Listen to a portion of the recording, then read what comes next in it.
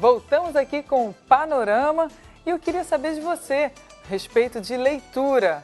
Você lê? Você é um bom leitor? Você costuma ter esse hábito de leitura? Entra em contato conosco aí, participa com a gente pelo facebook.com/canal CJC. Espero que hoje esse programa te incentive a pegar aquele livro que de repente está lá empoeirado, está jogado, de repente Deus está querendo falar com você. Você vai ser renovado ali através desse livro, né? Tomara que você possa voltar ao hábito de leitura aqui pelo Panorama. A gente volta agora com informações do clima. Vamos ver como é que vai estar a temperatura aí por esses dias?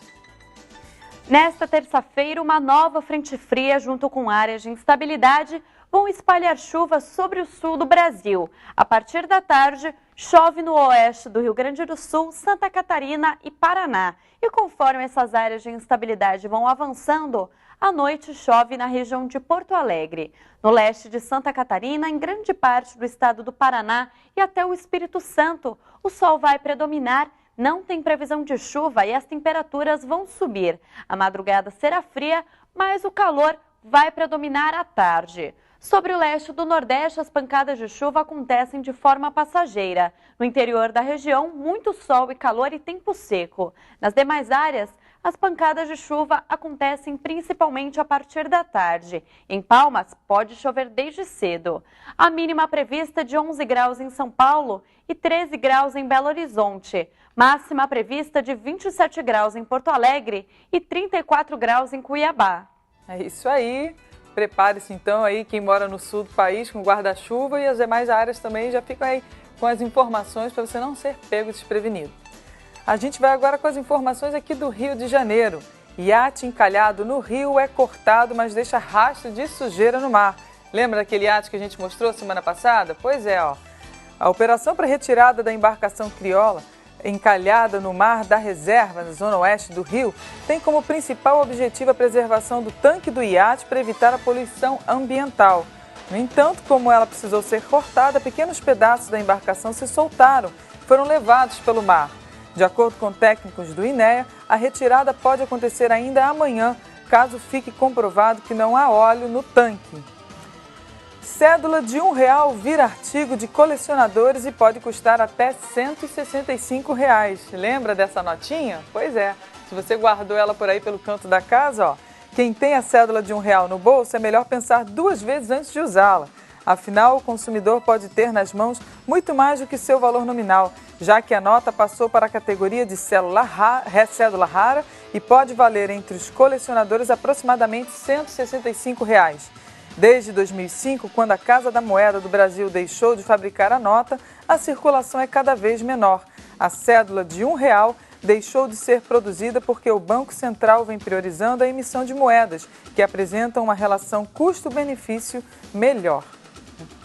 A estação mais fria do ano foi embora para dar passagem à estação das flores, né? Olha aqui a minha florzinha aqui, já lembrando a entrada da primavera. Na noite de ontem, por volta de 11h29 da noite, horário de Brasília, acabou o verão e começou a primavera. Amarelas, vermelhas, azuis. O colorido das flores está de volta. Depois de um inverno com dias em que os termômetros registraram temperaturas superiores a 30 graus centígrados, chega a primavera, com grande necessidade de chuvas e, curiosamente, num dia frio. Apesar do sol, né? Dá uma aparência assim de um dia quente, mas está bem gelado. Para este turista húngaro, o clima do país europeu está parecido com o da cidade de São Paulo. A temperatura mesma na Hungria agora, temos agora outono e Está parecido. Tá parecido agora, sim. A incidência solar é maior. Os dias começam a ficar mais longos à medida em que se aproxima o verão. Espera-se neste período o aumento da frequência e da regularidade das chuvas. Para o Centro de Gerenciamento de Emergências da capital paulista, a primavera 2014 deve ter temperaturas ligeiramente acima do esperado e precipitações dentro da média histórica. Precisa chover, né? Mas ainda acho que vai demorar um pouquinho.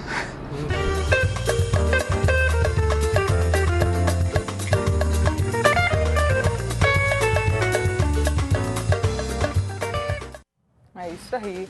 Chegando a primavera, essa estação maravilhosa. Só que está fazendo tanto calor, tem dias que aqui está parecendo e já é verão, né? Me confundi aqui. Bom, vamos lá. Depois do sucesso da ópera ao meio-dia, com ingressos a R$ 5,00 aqui no Rio de Janeiro, o Teatro Municipal do Rio abre a temporada de balé. Que tal uma coreografia de balé clássico com uma pitada de dança contemporânea? Essa é a combinação perfeita para quem quer sentir o gostinho da arte na hora do almoço. O preço para desfrutar desse banquete artístico é apenas R$ 5,00. O projeto Balé ao Meio-Dia tem lotado a sala de espetáculos do Teatro Municipal do Rio de Janeiro. O preço é um grande atrativo, mas o dia da semana, o horário, tudo faz com que a gente tenha vontade de vir, realmente. Para a gente está sendo uma surpresa e empolgante, porque a gente não esperava encher a casa meio-dia e um público tão empolgante. Eles aplaudem, eles ficam até o final, dispõem do horário de almoço para estar aqui assistindo o Balé do Teatro Municipal. São 60 minutos de performances, apresentadas por solistas do corpo de baile do próprio teatro. Embora não tenha a formalidade de um espetáculo noturno, onde os bailarinos interpretam histórias do início ao fim, a intensidade da arte não muda. A gente trabalha como se fosse para fazer uma temporada mesmo, não tem diferença. A gente está em cena para dançar para o público sempre, então não importa se é uma gala, se é curtinho o espetáculo. O importante é trazer a arte para quem, de repente, não tem a oportunidade de estar frequentando sempre o teatro. As galas, que são os trechos de balé, tornam-se um prato cheio para quem passa pelo centro do Rio. Há alguns anos que eu não vim aqui e poder ter esse privilégio no horário do almoço, no dia de semana, é assim, maravilhoso mesmo. A gente sai daqui revigorado.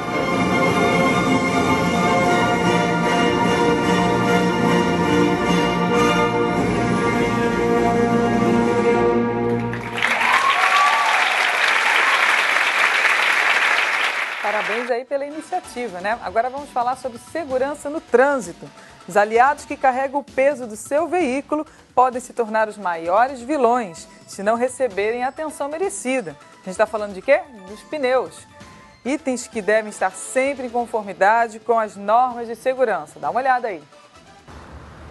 Apesar de ser pouco lembrado pela maioria dos condutores, o pneu é um item imprescindível para a segurança do motorista e de toda a família.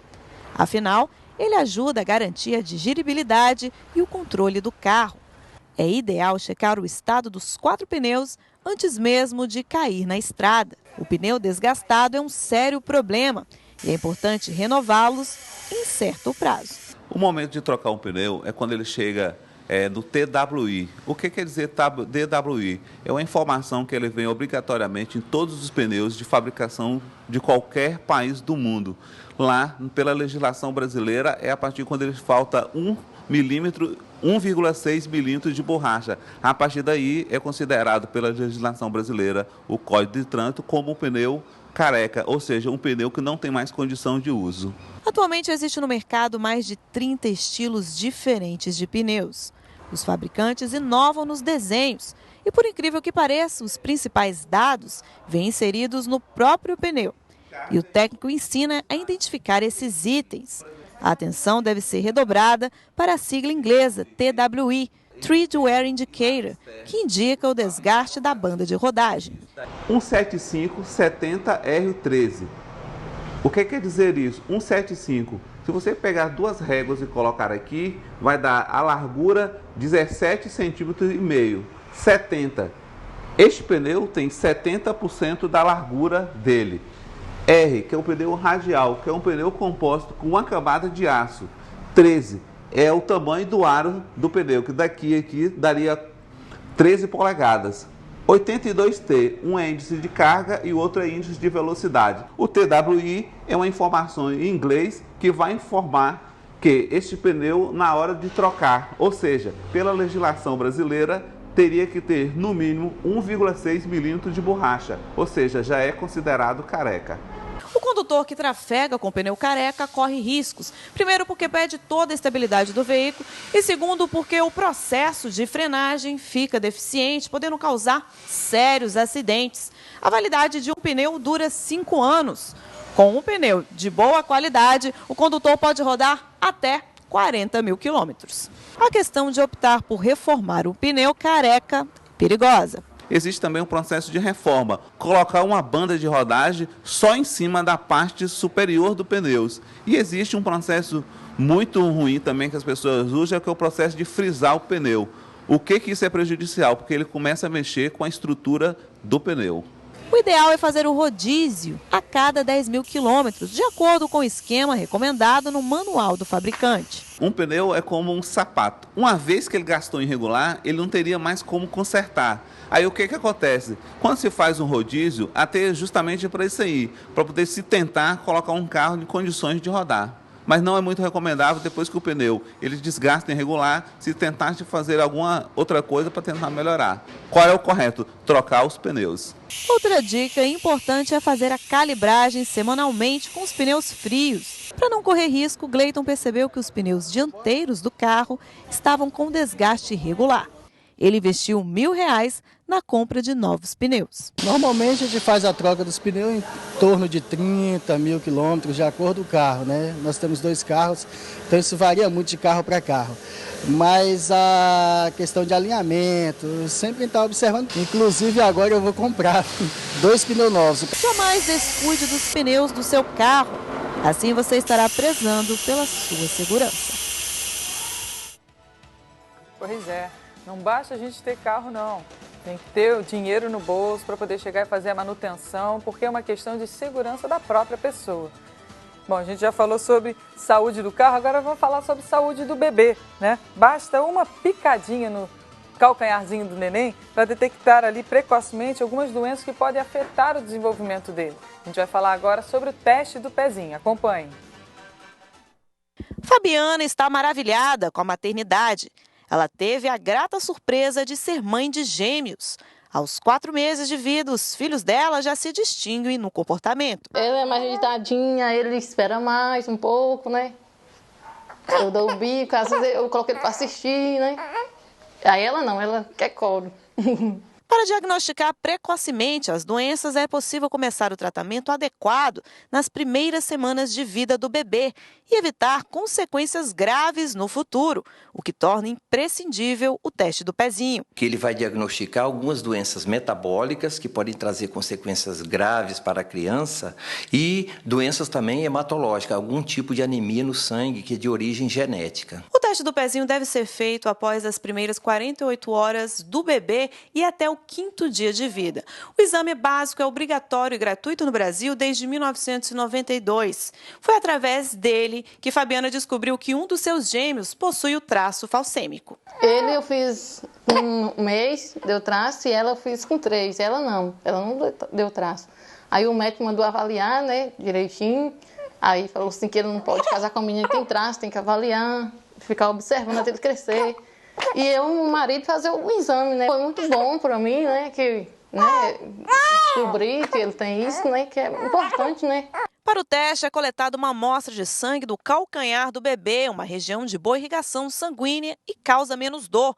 Caso haja alguma alteração, como a confirmação do traço, uma nova coleta deverá ser solicitada para confirmar o diagnóstico e iniciar o tratamento. Teste toda criança que nasceu deve fazer, porque além dessa anemia, vai ser diagnosticado algumas doenças metabólicas, como a fenilcetonúria e também o hipotiroidismo, que pode levar essa criança, se não for tratada até 30, 60 dias, ela vai ter retardamento mental. Então, é um problema sério, tá? Então, vai diagnosticar essas doenças. Fabiana está mais tranquila, pois já iniciou o tratamento do pequeno Paulo Sérgio.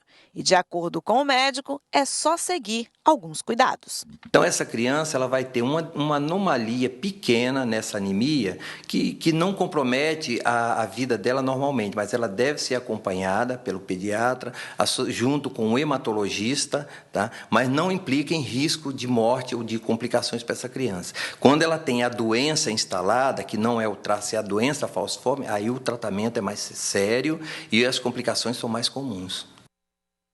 É isso aí, né? Tem que cuidar da saúde da criança, com certeza é muito importante.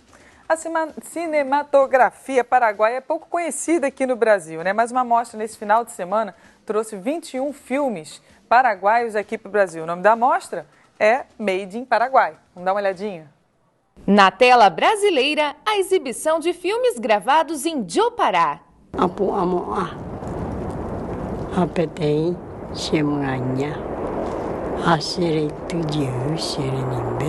Dialeto que surgiu da mistura do espanhol com o guarani, 11 longas-metragens, 10 curtas, 21 filmes made in Paraguai. O que representa essa mostra de cinema paraguaio é a diversidade dos filmes.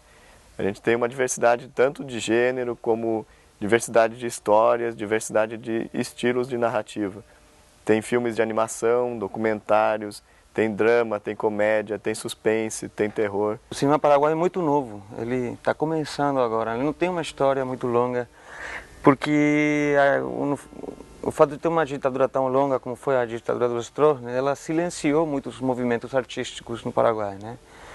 Tiveram alguns filmes como Cerro Corá, sei lá, que foram algum tipo de filme de propaganda. Do preto e branco ao colorido, da película ao digital, a cinematografia paraguaia está em processo de formação e revela um país multicultural. Esta é a primeira vez que o cinema do país vizinho atravessa a fronteira com o Brasil, trazendo na bagagem filmes como A Maca Paraguaia, que foi premiado em Cannes, e o longa Sete Caixas, considerado o filme mais visto na história do Paraguai. A importância da mostra é conseguir quebrar alguns preconceitos, né?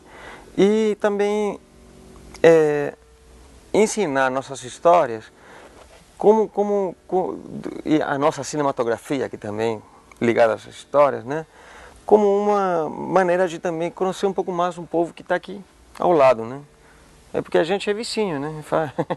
Embora divididas por terra, a arte une duas nações. Cinéfilos brasileiros podem finalmente conhecer a originalidade do talento paraguaio. Filmografia rara por aqui. Os brasileiros não sabiam que existia um cine paraguaio.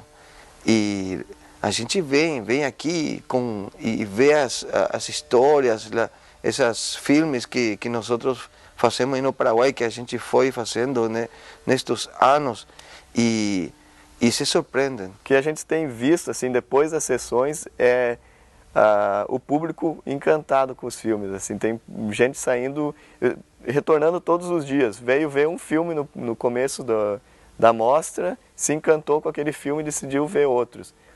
E eu acho que sim, acho que ajuda muito a quebrar esse preconceito que a gente tem com o cinema latino. Como dizem os cineastas por lá, o país está se reconstruindo e o cinema é parte dessa revolução. Temos tanta riqueza na nossa história que se não contamos, se vão desaparecer. As histórias que não contamos vão desaparecer. Temos que contá-las, temos que filmá-las.